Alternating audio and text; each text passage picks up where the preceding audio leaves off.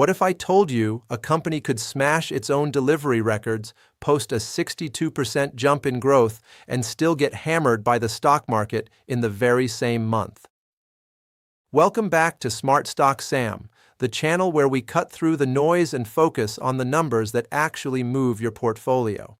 Today we're diving deep into NIO, and this might be one of the wildest disconnects we've covered recently. On one side, you've got a genuine operational turnaround. On the other, a geopolitical gut punch that's keeping a heavy lid on the price. And before you click away thinking this is just another bullish hype video, stick around, because by the end of this breakdown, you'll understand exactly why I'm calling today's video NIO Stock Analysis, the one hidden metric ruining everything. Here's our roadmap. We'll start with the core disconnect between NIO's business and its stock price, then check the actual chart action and where the stock sits right now. After that, we'll break down record-shattering delivery numbers and a 15% jump in average selling price that almost nobody is talking about. We'll cover the path to profitability, a brand new Onvo launch, and then hit the big one, the Pentagon's so-called Chinese military company designation. From there, we'll expose 3 hidden red flags, including the metric in the title that could quietly sink the entire bull case. We'll check what institutions and insiders are doing with their money, run through Wall Street's price targets, dig into the technical setup, map out the options chain, and finish with an exact trade plan for mid-June. Grab a coffee, because we've got a lot of ground to cover. Let's start with that core disconnect. Right now, NIO is caught in a strange tug-of-war. Operationally, the company is firing on all cylinders in both its high-margin luxury lineup and its more affordable mass-market lineup.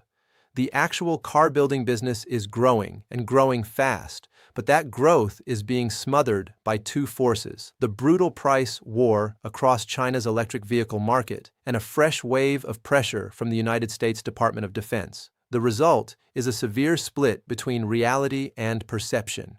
The fundamental growth line on this company's chart points almost straight up, but the multiple investors are willing to pay for that growth points almost straight down. So which one wins? Let's see what the chart is actually telling us. Looking at the recent daily chart, NIO has taken a beating. Just last week, the stock suffered a sharp 5.8% plunge in a single session, dragging it down from its recent highs to around $5.36. As of today, NIO closed near $5.23, up just under 1% on the day, with pre-market action hovering close to $5.30. Now here's something worth thinking about. This stock has a 52-week range stretching from $3.34 all the way past $8, and right now it's sitting in the lower middle of that entire range. Could this stock realistically rocket straight back to its 52-week high within the next few days? Almost certainly not, and we'll explain exactly why later. But here's the part that should grab your attention. While the chart looks weak, the company behind this ticker just quietly broke its own internal records. This is where things get genuinely impressive, and where the bear case starts running into trouble. In May 2026, NIO delivered a record-shattering 37,705 vehicles, a 62.3% increase year over year. Now, volume alone doesn't win the EV war. What really separates winners from losers is margin, and this is the part that matters.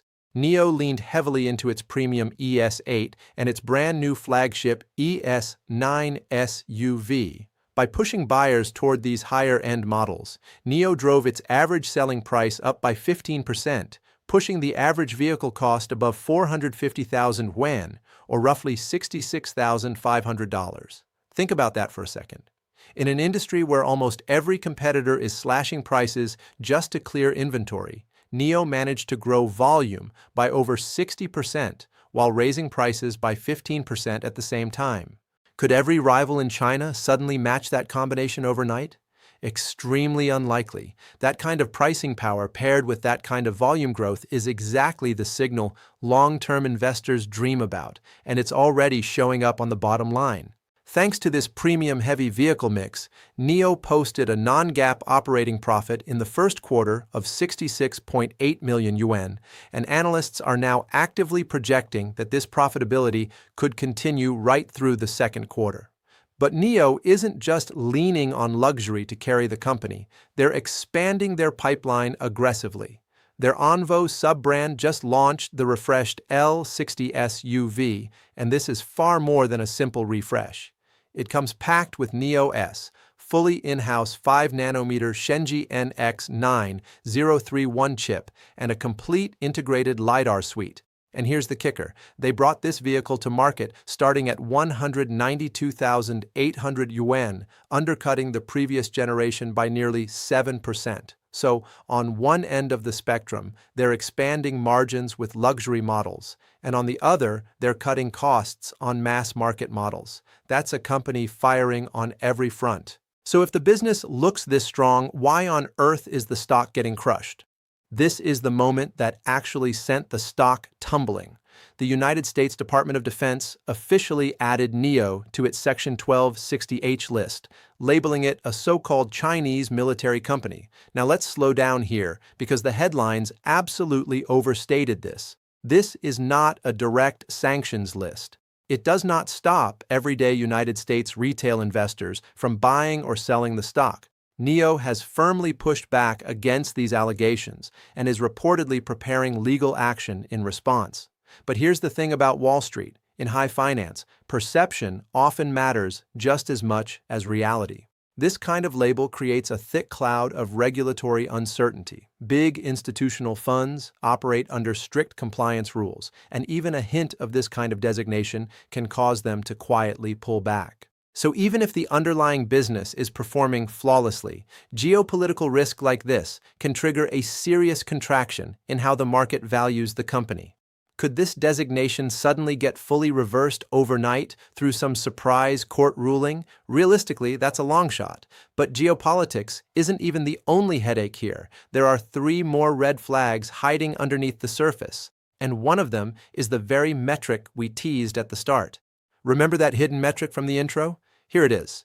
Despite all the talk about NIO's global ambitions and its new Firefly brand, exports made up just 0.27% of NIO's total global deliveries across the first 5 months of 2026.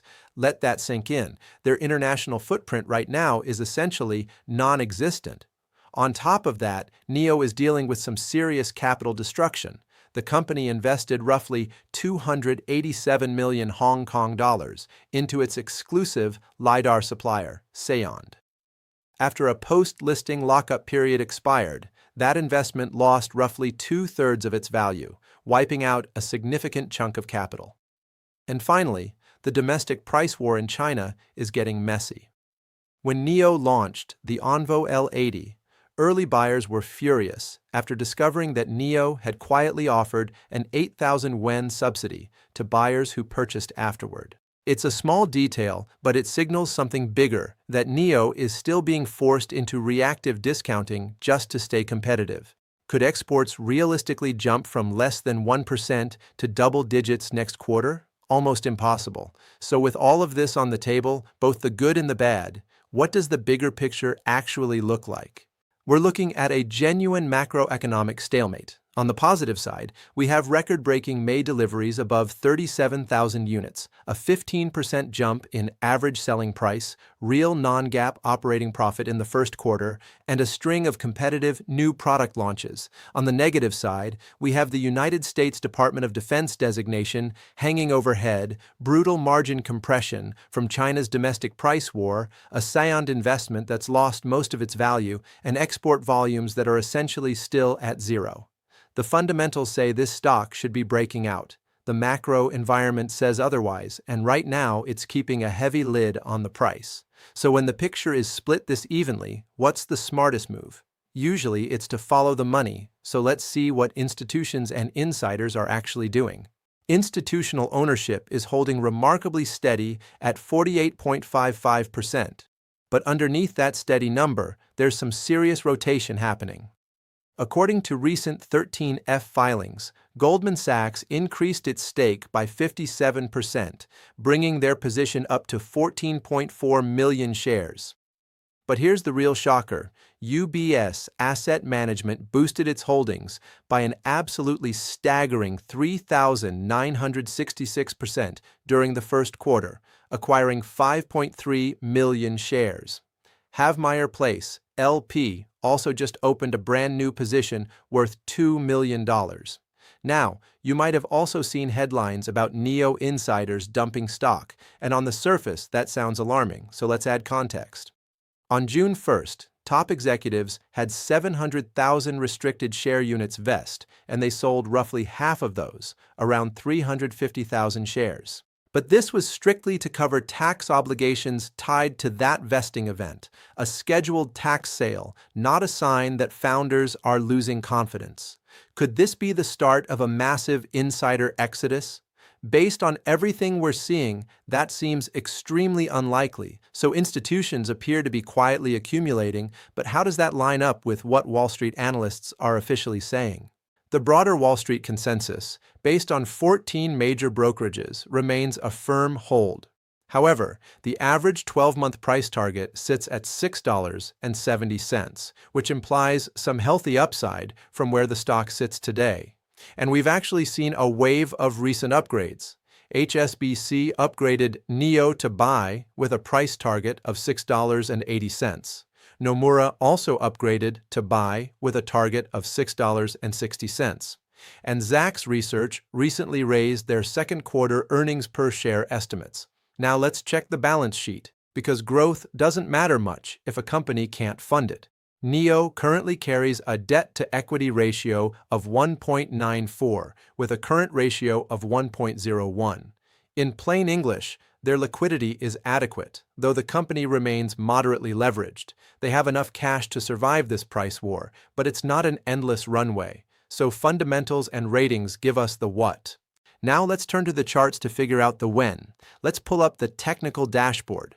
On a longer time horizon, NIO is currently flashing a strong sell signal. The stock is trading below its 50-day moving average of $5.46 and well below its 200-day moving average of $5.74. The bigger trend is clearly broken. However, on a much shorter time frame, the 5-day moving average sits at $5.21. And because the stock is currently resting almost exactly on that line, it's actually triggering a short-term buy signal, suggesting a decent probability of a near-term bounce. Now, let's check the oscillators. The 14-day Relative Strength Index, or RSI, is sitting at 41.06, which still reflects bearish momentum, but is rapidly approaching oversold territory. The MACD is also negative, sitting at negative 0.075. So here's the picture. The chart looks bruised and battered on the surface, but it's also stretched like a rubber band toward the downside. And to figure out exactly where that rubber band could snap back to, we need to look at the derivatives market. If you really want to know where a stock might go in the short term, the options chain is one of the best places to look, because this is where the big institutional hedging actually happens. Right now, NIO is trapped inside a tightly defined consolidation channel. Above the current price, there's a massive call wall sitting at the $5.50 strike, holding over 14,000 contracts of open interest, and an even bigger wall at $6 holding around 20,000 contracts. That's serious overhead resistance, and market makers will likely fight hard to keep the price below those levels. Below the current price, there's a massive put wall sitting at the $5 strike, representing over 12,800 contracts, acting essentially as a hard fundamental floor.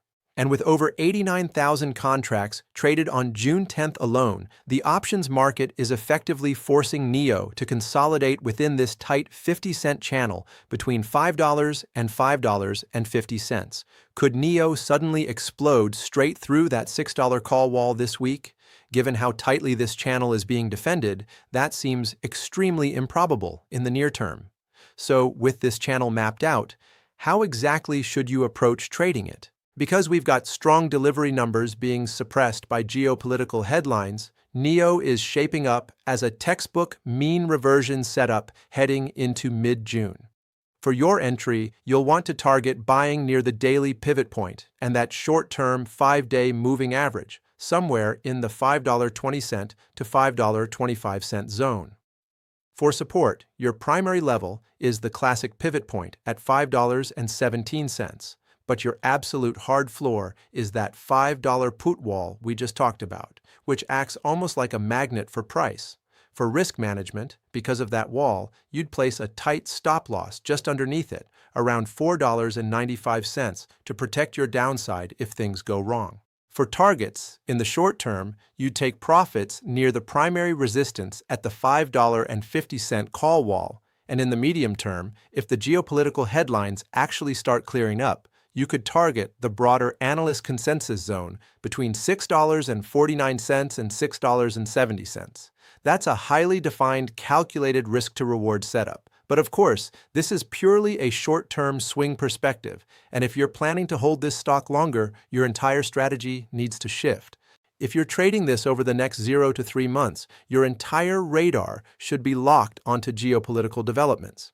Any meaningful de-escalation around that United States Department of Defense designation could aggressively reprice this stock back toward its $6 moving average level. You'll also want to keep a close eye on that $5 put wall, because if that support level rolls down to $4.50, it could signal institutional support starting to collapse, and you'd need to prepare for a more serious downside breakdown. But if your horizon stretches from 3 to 12 months, you can stop obsessing over daily headlines and start focusing on the balance sheet instead. Keep tracking the second quarter non-GAAP operating margins, where the critical threshold sits between 17 and 18%. Watch closely whether the Onvo and Firefly mass-market brands can actually convert their reservations into real physical deliveries. And critically, that export number absolutely must scale beyond its current, almost non-existent, sub-1% level. Could exports realistically jump to double digits within just 1 quarter? Almost certainly not, but steady, gradual progress here would be a massive long-term green flag. So with everything we've covered, what's the final verdict on this stock? Let's bring this all together. On the business side, NIO's core car-making operation is genuinely experiencing a renaissance, record-breaking deliveries, a successful luxury SUV rollout, and expanding margins all prove this company knows exactly how to build and sell vehicles. On the macro side, the stock price is currently sitting in what feels like a geopolitical penalty box, completely disconnected from its underlying fundamental strength, dragged down by United States regulatory fears and domestic margin pressure. As for the play, treat NIO as a highly volatile, range-bound asset for now. Buy near that $5 support floor, respect the heavy resistance around the $5.50 ceiling, and keep a close watch on whether their mass-market brands can finally convert volume into consistent, real profitability. NIO is, in many ways, a phenomenal company currently trapped in a genuinely tough neighborhood. Now, before we wrap up, let me be completely transparent with you. Everything covered in this video is for educational and informational purposes only and should not be considered personalized financial or investment advice. I'm not a licensed financial advisor, and stock markets carry real risk, including the potential loss of your entire investment. Always do your own research and consider speaking with a qualified financial professional before making any investment decisions. With that said, here's my honest take, and I'd genuinely love to hear yours too. Drop a comment below and let me know this. Given everything we just covered, the strong fundamentals, the geopolitical pressure, and that tightly defined options channel, are you leaning toward treating NIO as a short-term range trade, or are you more focused on its long-term turnaround story?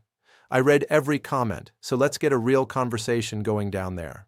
If this breakdown helped you see NIO from a completely different angle, do me a favor and smash that like button. It genuinely helps this channel grow and reach more investors just like you. And if you haven't already, hit subscribe and turn on notifications, because we cover setups like this multiple times a week, and you don't want to miss the next one. If you found real value in this analysis and want to support the channel directly, you can also send a super thanks using YouTube's built-in support feature. Every bit genuinely helps us keep these breakdowns coming. And finally, if you're serious about leveling up your investing and trading game, I'd love for you to join our channel membership. Inside, you'll get access to an exclusive community where we dig even deeper into setups like this one, share real-time updates, and grow together as smarter, sharper investors. This has been Smart Stock Sam. Stay sharp, stay disciplined, and I'll see you in the next one.